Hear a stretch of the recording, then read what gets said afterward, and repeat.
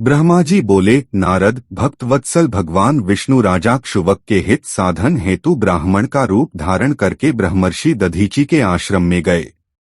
जगतगुरु श्रीहरि ने कपटपूर्ण रूप धारण कर शिव भक्तों में श्रेष्ठ दधीची को प्रणाम किया और क्षुवक के कार्य की सिद्धि के लिए उनसे निवेदन करने लगे। विष्णु बोले, हे दधीची, शिव की आराधना में सदैव तत्पर रहने वाले हे विप्रर्षि, मैं आपसे एक वरदान मांगने आया हूँ। कृपया अपनी कृपा से वह मुझे प्रदान करें। ब्रह्मा जी बोले, देवताओं के देवता विष्णु, जो क्षुवक के कार्य सिद्धि की इच्छा रखते थे, ने दधीची से प्रार्थना की।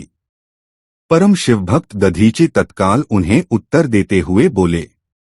दधीची बोले, हे विप्र, मैंने आपका उद्देश्य समझ लिया है।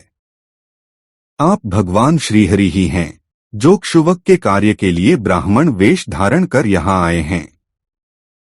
आप तो मायावी हैं। हे देवेश, हे जनार्दन, शिवजी की कृपा से मुझे भूत, भविष्य और वर्तमान तीनों कालों का ज्ञान प्राप्त है। हे श्रीहरि, मैं आपको भली भांति पहचानता हूँ। हे सुव्रत, कृपया इस ब्राह्मण वेश को त्याग दें। दुष्ट बुद्धि वाला क्षुवक आपकी आराधना कर चुका है। हे भगवन, हे हरे, मैं आपकी भक्त वत्सलता को जानता हूँ। यह छल छोड़िए, अपने वास्तविक स्वरूप को धारण कीजिए और भगवान शंकर का स्मरण कीजिए। यदि शिव की आराधना में लीन मुझसे किसी को भय हो तो आप सत्य की शपथ लेकर यत्नपूर्वक यह कहें।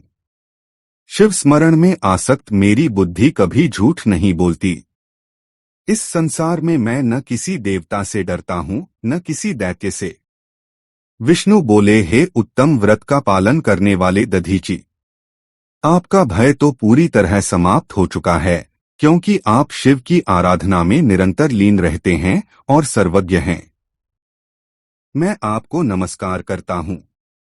कृपया मेरे कहने से एक बार अपने प्रतिद्वंद्वी राजा क्षुव से यह कह दीजिए, हे राजेंद्र, मैं आपसे डरता हूँ। ब्रह्मा जी बोले, विष्णु के इस वचन को सुनकर भी शिव भक्तों में श्रेष्ठ महामुनि दधीची हंसते हुए निर्भय होकर बोले। दधीची बोले, मैं पिनाकधारी देवाधिदेव भगवान शंभु के प्रभाव से कहीं भी किसी से तनिक भी भय नहीं करता हूँ। ब्रह्मा जी बोले, महामुनि दधीची के इस निर्भय वचन को सुनकर भगवान विष्णु क्रोधित हो उठे। उन्होंने राजा क्षुव के सामने ही मुनि को जलाने की इच्छा से अपना चक्र उठा लिया, परंतु शिवजी के प्रभाव से वह भयंकर चक्र वहीं निष्क्रिय होकर ठहर गया। चक्र के इस प्रकार कुंठित हो जाने पर दधीची हंसते हुए भगवान विष्णु से बोले, जो सत्य और असत्य दोनों के प्रकट होने के कारण हैं। दधीची बोले, हे भगवन, आपने पूर्व काल में कठोर तपस्या द्वारा भगवान शिव से जिस सुदर्शन चक्र को प्राप्त किया था, वह चक्र मुझे मारना ही नहीं चाहता।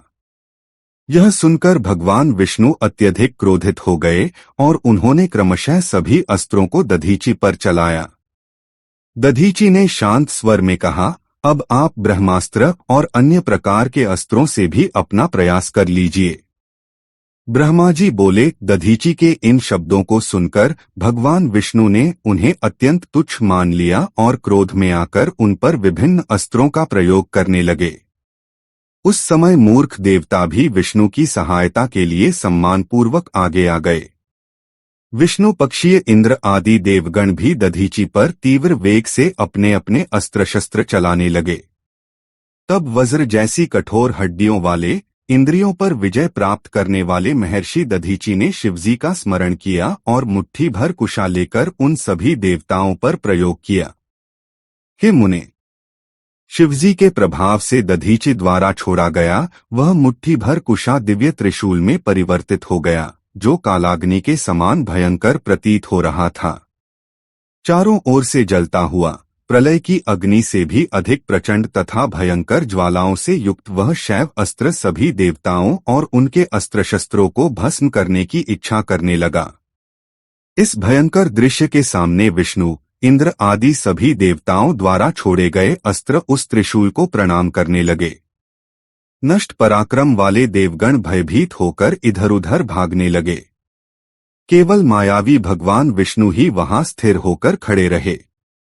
तब पुरुषोत्तम भगवान विष्णु ने अपने शरीर से अपने ही समान हजारों और लाखों दिव्य गणों को उत्पन्न किया। हे देवर्षि, इसके बाद विष्णु के वीरगण अकेले शिवस्वरूप महर्षि दधीचि से युद्ध करने लगे। शिव भक्तों में श्रेष्ठ महर्षि दधीचि ने रणभूमि में उन गणों से भीषण युद्ध किया और सहसा अपने तेज से उन सभी को भस्म कर दिया। इसके बाद मायावी कौशल में निपुण भगवान विष्णु ने महर्षि दधीचि को विस्मित करने के लिए शीघ्र ही विश्वमूर्ति रूप धारण कर लिया। तब ब्राह्मण श्रेष्ठ दधीचि ने विष्णु के विशाल शरीर में हजारों देवताओं और अनगिनत जीवों को देखा। विश्वमूर्ति के उस अद्भुत स्वरूप में करोड़ों भूत, करोड़ों गण तथा असंख्य ब्रह्मांड विद्यमान थे। दधीचि मुनि ने विश्वप्ति, जगतस्तुत्य, अजन्मा और अविनाशी भगवान विष्णु को देखकर कहा। दधीचि बोले, हे महाबाहो, कृपया इस माया का त्याग करें। गहराई से विचार करने पर यह सब मात्र एक प्रतिभास, आभास प्रतीत होता है। हे माधव, मैंने भी हजारों जटिल और दुर्बोध विषयों का ज्ञान प्राप्त किया है। अब मैं आपको दिव्य दृष्टि प्रदान करता हूँ, जिससे आप मुझ में स्वयं के साथ ब्रह्मा, रुद्र और समस्त जगत को देख सकें। बिना किसी आलस्य के यह सत्य अनुभव करें। ब्रह्मा जी बोले। इस प्रकार कहकर शिव के तेज से पूर्ण शरीर वाले महर्षि दधीचि ने अपने शरीर में समस्त ब्रह्मांड को प्रकट किया। फिर शिव भक्तों में श्रेष्ठ बुद्धिमान दधीचि ने मन में शंकर का स्मरण करते हुए निर्भय होकर भगवान विष्णु से कहा। दधीचि बोले, हे हरे, आपकी यह माया अथवा मंत्र शक्ति मेरे लिए क्या कर सकती है? यदि आप सच में श्रेष्ठ इच्छा रखते हैं तो यत्नपूर्वक मुझसे युद्ध करें। ब्रह्मा जी बोले, हे नारद, जब भगवान विष्णु ने मुनि दधीचि का यह वचन सुना तो वे शिवजी के तेज से निर्भय होकर अत्यंत क्रोधित हो उठे। उसी समय जो देवता पहले भाग गए थे वे भी दधीचि से युद्ध करने की इच्छा से नारायण देव के पास वापस आ गए। इसी बीच मुझे साथ लेकर राजा क्षुभ भी वहां पहुंच गए। मैंने देवताओं और विष्णु से युद्ध न करने के लिए कहा और बताया कि यह ब्राह्मण किसी से पराजित नहीं हो सकता। मेरी बात सुनकर भगवान विष्णु मुनि के पास जाकर उन्हें प्रणाम करने लगे।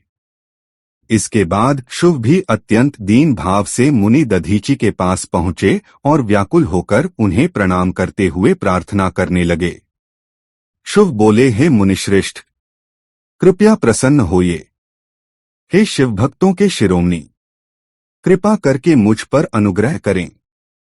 हे परमेशान, आप सदैव दुर्जनों के लिए दुर्लभ हैं।